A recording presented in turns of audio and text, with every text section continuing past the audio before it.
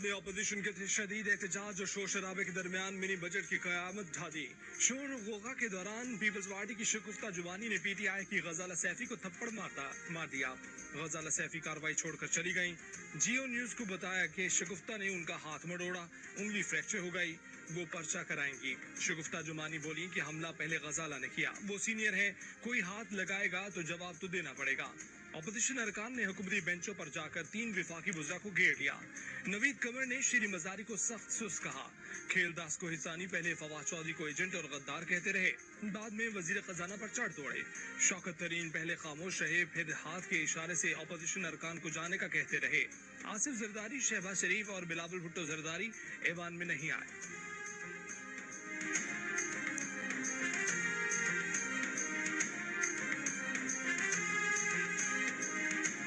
महंगाई डायन खाया जात है,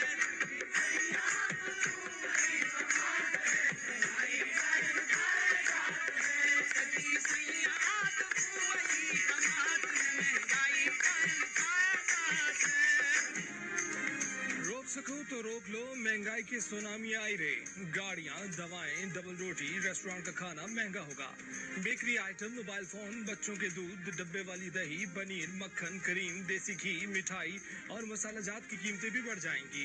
दरामदी न्यूज प्रिंट, अखबारात, जरायद, कॉस्मेटिक्स, किताबें, सिलाई मशीन, इम्पोर्टेड जिंदा जानवर और मुर्गी पर मजीद टैक्स लगेगा। कपास के बीज, पोल्ट्री से मुतालिक मशीनरी, स्टेशनरी, सोना चांदी, कंप्यूटर्स और लैपटॉप भी इस मिनी बजट के बाद महंगे हो जाएंगे।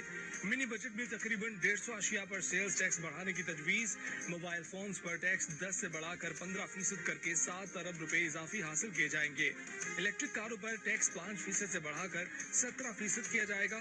तंदूर पर तैयार होने वाले नान, रोटी और शीर माल, मकामी तौर पर फरोख्त होने वाले चावल, गंदम और आटे पर भी कोई टैक्स नहीं होगा।